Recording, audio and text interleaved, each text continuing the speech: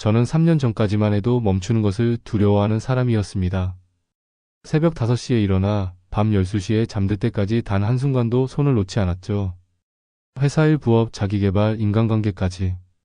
제 달력은 언제나 빈틈없이 채워져 있었습니다. 주말에도 쉬는 법이 없었어요. 토요일엔 세미나, 일요일엔 네트워킹. 친구들이 물었습니다. 너 대체 언제 쉬니? 저는 자랑스럽게 대답했죠. 쉬면 뒤처져. 나는 쉬는 시간조차 아까워. 그런 제게 누군가 이렇게 말했습니다. 너는 푸른 초장에 누워 쉴 줄 아니? 순간 화가 났습니다. 무슨 소리예요? 저는 지금 제 꿈을 향해 달려가고 있는데 누워 있으라고요? 하지만 그날 밤 그 말이 계속 머릿속을 맴돌았습니다. 푸른 초장에 누워 쉴 만한 물가로 인도받는다는 것. 그게 대체 무슨 의미일까요? 그때 깨달았습니다. 제가 화가 난 진짜 이유는요, 제 자신을 너무 과대평가하고 있었기 때문이었어요. 마치 누우라고 하면 누울 수 있고, 쉬라고 하면 쉴 수 있는 능력이 있는 존재라고 착각하고 있었던 겁니다. 진실은 이것입니다. 우리는 누우라고 해도 누워 있을 수 없는 존재예요. 쉬라고 허락받아도 쉴 수 없는 사람들이죠. 왜냐고요? 우리의 심장은 쉴 줄 모르는 심장이기 때문입니다. 우리 안에는 끊임없는 목마름이 있습니다. 태초부터 지금까지 우리 안에 유지되어 온 그 목마름이 나로 하여금 쉼을 모르게 만듭니다. 여러분은 이렇게 생각하실 수 있어요. 나한테 무슨 목마름이 있다는 거죠? 제가 증명해 드리겠습니다. 여러분 안에 어떤 목마름이 있는지. 이것만 해결되면 다 좋을 텐데. 저것만 해결되면 얼마나 좋을까? 여기서만 벗어날 수 있으면 얼마나 좋을까? 이 기도만 응답되면 제대로 신앙생활 하겠습니다. 이게 바로 목마름에 대한 외침입니다. 저는 2년 전 회사에서 큰 프로젝트를 맡았습니다. 성공하면 승진이 보장된 일이었죠. 3개월간 미친 듯이 일했습니다. 주말도 없었고 가족과의 시간도 포기했어요. 오직 그 프로젝트 하나만 바라보고 달렸습니다. 이것만 성공하면 돼. 이것만 끝나면 쉴 수 있어. 매일 밤 이렇게 되뇌며 잠들었죠. 드디어 프로젝트가 성공했습니다. 승진도 했고요. 그날 밤 축하 파티에서 저는 정말 행복했습니다. 드디어 됐어. 이제 좀 쉴 수 있겠어. 그런데 이상한 일이 벌어졌습니다. 그 감격이 딱 3일 갔어요. 일주일 후엔 또 다른 목표가 보이기 시작했습니다. 다음 프로젝트는 더 크게 해야 해. 이번엔 임원 자리를 노려야지. 저는 다시 달리기 시작했습니다. 막 쉬려던 참이었는데 제 발이 저절로 움직이더군요. 성경에 똑같은 목마름을 가지고 예수님을 찾아온 사람이 있습니다. 중풍병 환자였죠. 어느 날 예수님이 한 집에서 설교를 하고 계셨습니다. 너무 많은 사람들이 몰려와서 중풍병 환자는 예수님 앞에 나갈 수가 없었어요. 포기하고 돌아가려던 순간 친구들이 놀라운 일을 합니다. 그를 지붕 위로 데리고 올라간 거예요. 그리고 지붕을 뜯어냈습니다. 예수님이 설교하시는 바로 그 앞에 친구를 달아내렸죠. 예수님이 설교를 하시는데 갑자기 지붕이 뜯어지는 소리가 들렸습니다. 천장에 구멍이 생기더니 중풍병 환자가 예수님 앞으로 강림했어요. 얼마나 놀라셨을까요? 중풍병 환자가 거기까지 예수님을 찾아온 이유는 명확했습니다. 이 병만 나으면 얼마나 좋을까? 내가 여기서 일어나 걸을 수 있으면 더 이상 바랄 게 없어. 그런데 예수님의 첫 마디가 충격적이었습니다. 내 죄가 사함을 받았느니라. 중풍병 환자의 즉각적인 반응은 아마 이랬을 겁니다. 네? 예수님, 제가 여기 온 이유는 그게 아닙니다. 병을 고쳐주세요. 그런데 왜 예수님은 병 고침보다 죄 사함을 먼저 허락하셨을까요? 예수님은 이런 도전을 하신 겁니다. 너 여기서 이 병만 나으면 다 행복할 것 같니? 그 감격 딱 3일 간다. 너 여기서 일어나 내 자리를 들고 걸어가면 다 행복할 것 같니? 그 감격 3개월 간다. 그 다음엔 뭐냐? 또 목말라 한다. 왜냐하면 우리의 목마름은 어떤 질병 때문에 생긴 문제가 아니기 때문입니다.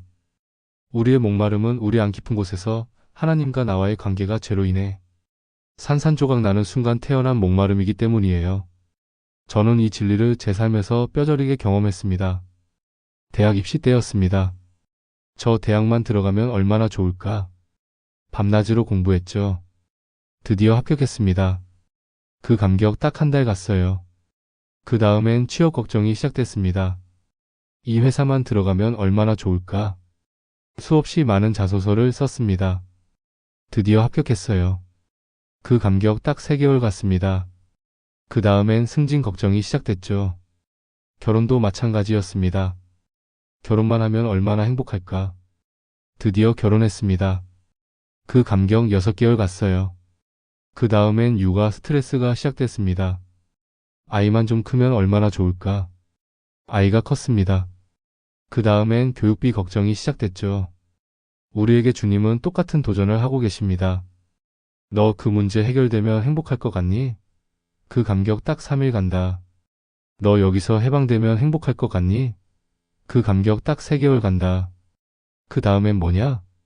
이 목마름이 근본적으로 우리 안에 해결되기 전에는 우리는 쉴 줄을 모릅니다. 누워두면 또 일어납니다. 직장을 쉬어도 안식이 없어요. 학교를 휴학해도 지치게 됩니다. 그런데 놀라운 일이 벌어집니다. 목자 되신 그분께서 우리 삶에 등장하시는 순간 가장 첫 번째로 약속하신 사역이 무엇인지 아세요? 쉬게 하신다는 것입니다. 여기서 사용된 단어가 특별합니다. 우리가 생각하는 좀 쉬어라, 편히 있어라가 아니에요. 영어 성경은 이렇게 번역합니다. He makes me lie down. 강제로 눕히신다는 뜻입니다. 레스트가 아니라 휴식을 강요하신다는 거예요. 제 인생에서 이 말씀이 가장 뼈아프게 다가온 순간이 있었습니다. 1년 전이었습니다. 저는 제 커리어의 절정에 있었어요. 회사에서도 인정받고 외부 강연도 나가고 SNS 팔로워도 늘어나고 있었죠. 이제 정말 날아오를 때가 왔어. 그런데 갑자기 건강에 빨간불이 켜졌습니다. 의사가 말했습니다. 지금 당장 모든 걸 멈추지 않으면 큰일 납니다. 최소 3개월은 완전히 쉬어야 해요. 그 순간 제 세상이 무너졌습니다. 지금이 가장 중요한 시기인데 어떻게 멈춰요? 제가 3개월 쉬면 다른 사람들이 제 자리를 차지할 거예요. 병원 침대에 누워 천장을 바라보며 울었습니다. 하나님, 왜 하필 지금입니까? 제가 마음껏 날아다니며 주님을 섬기고 싶은데 왜 제 날개를 꺾으십니까? 때로는 교통사고로 예상치 못한 일로 우리는 멈춰집니다. 때로는 남들은 다 해결되는 비자가 나에게는 거부됩니다. 다른 사람들은 다 들어가는 학교에 나에게는 길이 막힙니다. 다른 사람들은 준비되는 돈이 나에게는 준비가 안 됩니다. 하나님, 왜 이렇게 문을 닫으십니까? 마음껏 하늘을 날아다니며 주님을 섬기고 싶은 것이 제 소원인데 왜 제 날개를 찢으십니까? 세상을 뛰어다니며 주님을 섬기고 싶은데 왜 제 다리를 꺾으십니까? 마음껏 걸어다니며 하나님 나라를 확장하고 싶은데 왜 제 인생을 여기까지 산산조각 내서 주저앉게 하십니까? 하나님, 어디 계십니까? 정말 살아계신 겁니까? 정말 아픕니다. 저는 그 3개월 동안 정말 많이 울었습니다. 제 꿈이, 제 계획이, 제 야망이 모두 무너지는 것 같았거든요. 그런데 시간이 지나면서 신기한 일이 벌어졌습니다. 처음으로 가족과 제대로 된 대화를 나눴습니다. 바쁘다는 핑계로 몇 년간 제대로 보지도 못했던 아이의 얼굴을 천천히 들여다봤어요. 아내와 손을 잡고 산책을 했습니다. 몇 년 만인지 기억도 안 날 정도로 오랜만이었죠. 책을 읽었습니다. 읽고 싶었지만 시간이 없어 미뤄뒀던 책들을요. 기도를 했습니다. 형식적이 아닌 진짜 기도를요. 일기를 썼습니다. 제 마음을 정말 솔직하게요. 그리고 깨달았습니다. 제가 원했던 것은 2날개를 펼치고 날아오르는 것이었지만 주님이 제 날개를 찢으신 이유를 이제야 알게 됐어요. 주님의 등에 업혀서 날 수 있게 하려고 그러셨던 거예요. 마음껏 달려가고 싶었는데 달려가지 못하게 하셨기 때문에 주님과 함께 걸으며 동행하는 법을 배우게 됐습니다.